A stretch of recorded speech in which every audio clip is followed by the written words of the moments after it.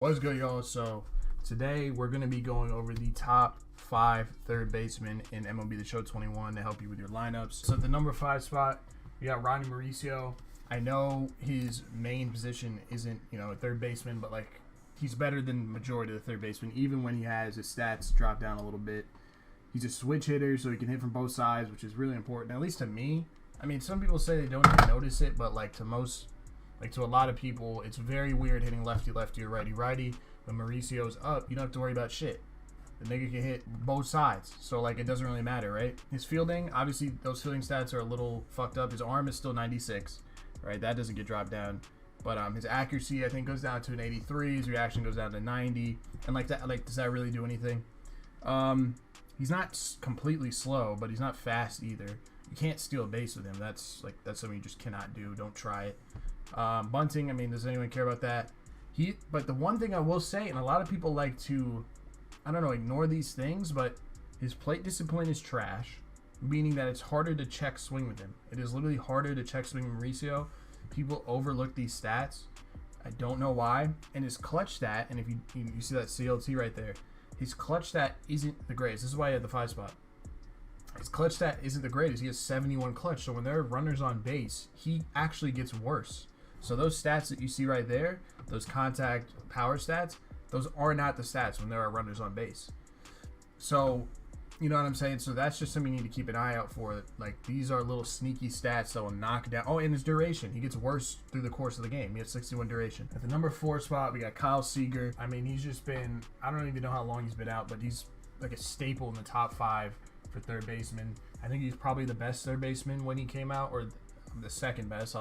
You'll see when I show you the first one, but amazing hitting stats. Not a switch hitter like Mauricio, but and he's a lefty, which I don't really enjoy that he's a lefty. It's really hard for me to hit like lefty. So when most pitchers are lefties and they're throwing to me with Seager, it's really fucking hard to hit. But he has great power, great discipline. You see something that Mauricio didn't have, and he has great clutch stats. So when someone's on base, I mean, it doesn't mean shit. He's gonna hit the ball the same. The duration, he's basically the same throughout the entire game. His arm is weak as fuck, so you might miss out on a couple plays maybe because he floats the ball over the diamond, but who cares? He's a little slow. You can't steal base with him, but he's not like 5 speed slow. Great fielding, great accuracy, which again I don't really care about. He's at third base. It's pretty easy to throw to the first base when you have like 60 accuracy. You'll go there the same every time. Great reactions. Number 3 spot, we got Groshans, another shortstop that can play third base. He can hit his fucking ass off. Good clutch, good plate discipline. Duration's a little bit ass, so you will see his stats go down throughout the course of the game. But it's not really a problem. I've never noticed it. He's very clutch too. He has a ton of homers. He's kind of fast. He's 74 speed. He's decent. And I mean, there really isn't much to say. He's a little bit. He's like a slightly worse Trevor Story in my opinion. Yeah. So if you like that Trevor Story card, you're gonna love Groshans. All right. Number 2 spot, we have Marcus Semien. I really love this card. Super clutch, just like fucking Groshans. Great hitting stats. He shits on righties, shits on lefties. Kind of. His contact's a little ass for lefties. If you're playing like Hall of Famer Legend, you'll notice shitty vision. Again, and I think even Mike Trout has shitty vision, but it reduces the likelihood of you fouling off pitches pretty much.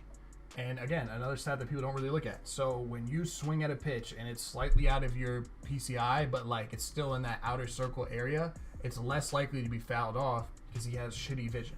And he has shitty plate discipline, so your check swings are less likely to work.